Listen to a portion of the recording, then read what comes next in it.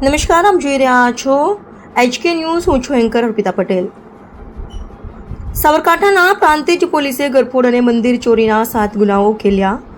સાબરકાંઠા જિલ્લાના પ્રાંતિજ પોલીસે ગરફોડ ચોરી તેમજ મંદિર ચોરીના કુલ 7 અનડિટેક્ટ ગુનાઓનો સફળતાપૂર્વક ભેદ ઉકેલી 2 આરોપીઓને ચોરીના મુદ્દામાં સાથે ઝડપી પડ્યા છે.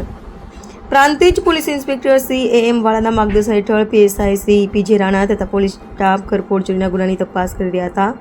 તે દરમિયાન ખાનગી બાતમીના આધારે હીરો કંપનીની navy blue Activa number GJ09DR2257 પર ફરી રહેલા ભરતકુમાર મહેશભાઈ વાઘેલા રહે પિલુન્દ્રા તાલુકો પ્રાંતિજને ઝડપી પાડવામાં આવ્યો હતો.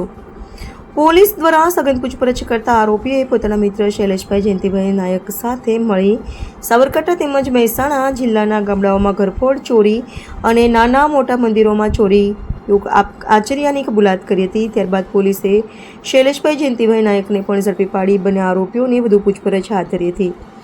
પોલીસ તપાસ દરમિયાન બંને આરોપીઓ પાસેથી ચોરીમાં ગયેલો મુદ્દામાલ કબજે કરવામાં આવ્યો હતો તેમજ કુલ 7 ગુનાઓનો ભેદ ઉકેલવામાં પ્રાંતિજ પોલીસને સફળતા મળી છે. HK news, Sabarkantha.